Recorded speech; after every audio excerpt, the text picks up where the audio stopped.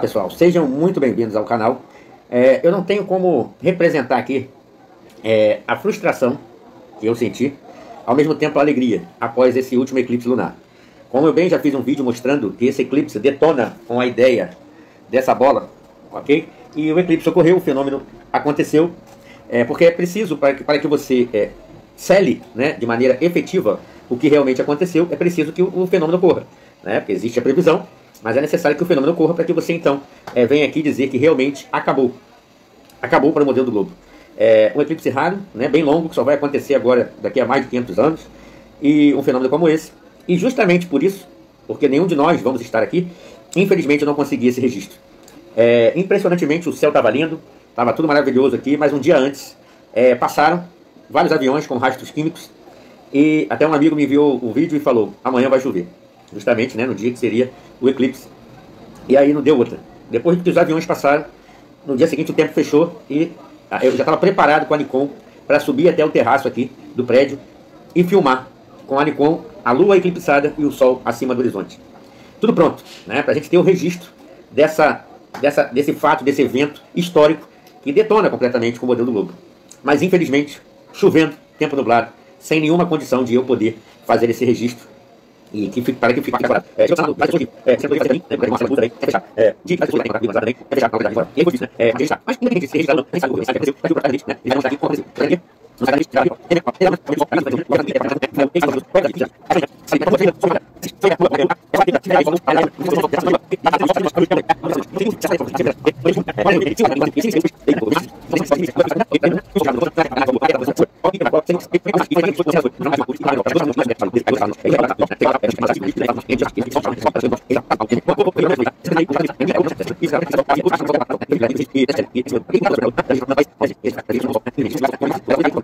muitas pessoas não são planistas para perceber essa maldade, né? Porque de ter essa maldade de mostrar que o Sol não era a Terra que estava entreposta, não que estava entreposta entre Sol e Lua para causar a sombra, a penumbra, a umbra, né? Então no próprio Time and Date já prova isso, né? Através dos horários. Então, já que não é um evento que prova de maneira efetiva que não é a sombra da Terra que está na Lua no momento do eclipse. Provado mais uma vez. E galera, infelizmente, feliz por este fato ter destruído o argumento do globo, né? Até porque para o eclipse ser possível, os raios do Sol precisam ser convergentes, e a gente sabe que para o globo ser possível, os experimentos de Eratóstenes, eles dizem que os raios são paralelos, mas no eclipse, por isso que no eclipse precisa ser convergente, eles entram em parafusos, eles entram em confusão nessa parte. Mas uma simples observação já demonstra. Olha, eu não ia fazer essa intermissão aqui no meio do vídeo, mas depois desse, uma simples observação... Não, cara, se a ciência fosse feita de simples observações, se o mundo fosse colocado para frente a partir de simples observações, nós ainda estaríamos fazendo dança da chuva, nós ainda estaríamos passando pasta de planta em ferida, entendeu? Não teríamos teoria dos germes, não teríamos conhecimento de micróbios, porque por simples observações eles não existem, mas agora a gente sabe que estão lá, por causa de observações com instrumentações e metodologias complexas. Que não era a sombra da Terra que estava na Lua nesse momento do eclipse, ok? Já que os dois astros estavam acima do horizonte, eclipse detonou o globo mais uma vez. Infelizmente não pude ter esses registros, mas a gente sabe muito bem o que aconteceu, ok, pessoal? Então, só para deixar claro, muita gente me perguntando, e o eclipse, então tá aí. Aconteceu o fenômeno e provou que todo esse modelo está errado. Estaremos sempre juntos em busca da verdade. Um abraço e até a próxima. Então é nessa hora que eu entro pra falar. Por que eu tô falando desse maluco? Então, né, eu acompanho o canal do Bruno Alves tem um tempo, na verdade. E, bom, é desde o tempo que ele fazia CGIs toscas com um pano verde que ele arrumou só pra zoar a ISS, a NASA e tudo mais, né? Mas a verdade é que, como a maioria dos canais terraplanistas, são apenas afirmações vazias sem fazer nenhuma demonstração. Os terraplanistas idolatram esses caras e tudo mais por passar 10 minutos, 3 horas, 4 horas falando um monte de coisa, um monte de afirmações fundadas em nada e fazer zero demonstrações nem sobre o próprio modelo que eles estão defendendo, cara. Nem sobre o próprio modelo que vocês estão defendendo. Como vocês estão vendo aí nos prints, né? Os caras recomendam e tudo mais, né? Só que, cara, são literalmente vídeos de 1 hora, 2 horas, com muito papo e zero demonstrações, nem do próprio modelo, nem que fosse para fazer demonstrações do próprio modelo, eles fazem, né? O que mais tem de material, por exemplo, no meu próprio canal, é vídeo terraplanista, que não testa o próprio modelo, não testa o conceito do qual ele está falando, que vai lá, fala um monte de merda, e quando vai alguém como eu e testa, ele fica de mimimi nos comentários dando strike de copyright, porque eu usei o print dele no vídeo. O terraplanista é capaz de cometer tamanha atrocidade dialética em nome de fazer o seu argumento ser validado pelo senso comum, que assim é comicamente trágico. A gente ri deles, faz troço e tudo mais, mas é realmente preocupante a situação. Então, já que Bruno Alves não vai fazer a demonstração nem no modelo do plano, nem no modelo do globo, eu vou fazer isso. Primeiramente, eu gostaria de esclarecer muita dúvida, de que, ou os raios são paralelos ou eles são cruzados. Bom, vamos pegar aqui o sistema Terra-Sol, ok? Vários raios que emanam perpendicular à superfície do Sol, eles vão errar a Terra, ok? Uns poucos raios muito próximos uns dos outros é que vão realmente acertar a Terra.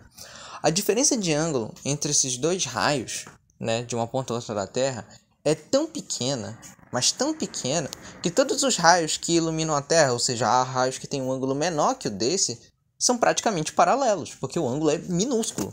Sobre umbra, penumbra e os raios que se cruzam. Bom, isso acontece porque o Sol ele não é uma fonte de luz infinitesimamente pequena. Ele não é uma fonte de luz pontual. Não, ele é uma fonte de luz que tem um tamanho fixo. Ele tem no caso a gente chama de disco solar. Existe um disco solar que emite luz. Então não é só aquele ponto pequenininho no Sol, na superfície do Sol que está emitindo luz. É o disco solar inteiro. Agora, o objeto que está projetando a sombra, ele também vai ter um tamanho definido. E por causa disso, vai existir posições atrás desse objeto, que está entre o observador e o Sol, em que o Sol vai aparecer ou completamente oculto pelo objeto ou parcialmente oculto pelo objeto. Dessa forma, você vai ter diferentes graus de sombra, você vai criar uma umbra e uma penumbra. Notem também que se a fonte de luz for muito maior do que o objeto, então a gente vai ter uma penumbra que seja maior que o objeto também.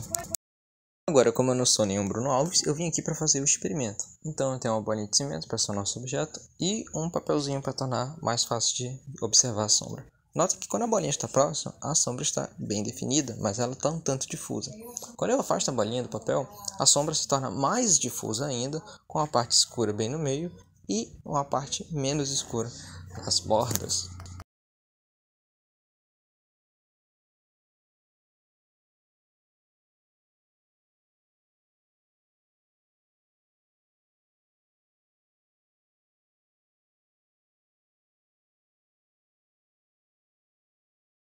E já prevendo a chegada dos terraplanistas 1200, eu fiz com o Sol também. Então, como vocês podem ver, a bolinha é claramente muito menor que o Sol, E quando a gente afasta ela da região onde a gente está projetando a sombra, a gente obtém uma penumbra e uma umbra. Indo para o 3D, eu configurei uma cena para o eclipse lunar, mas antes eu fiz uns testes. Como vocês podem ver, a lâmpada que eu estou usando, ela é 100% paralela, verdadeiramente paralela, zero diferença de ângulo entre os raios. Como vocês podem ver, essa plaquinha, que é a superfície onde está sendo projetada a sombra, possui a sombra da Terra bem definida, 100% definida. Vocês podem ver, conforme eu vou mudando a distância da plaquinha até a Terra, a sombra não muda, ela não fica difusa, nem nada disso. Agora, quando eu abro as configurações da lâmpada e aumento o ângulo entre os raios, no caso eu vou colocar para o padrão, que é justamente a abertura de ângulo nos raios do Sol, que seria mais ou menos igual à abertura angular do Sol, meio grau. Vamos lá.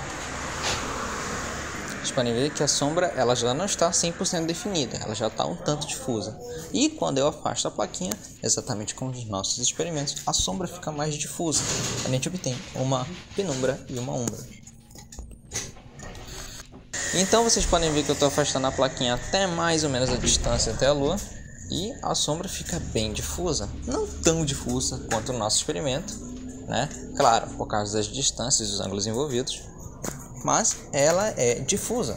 E aqui está uma comparação entre a sombra difusa com os raios com ângulo e os raios paralelos.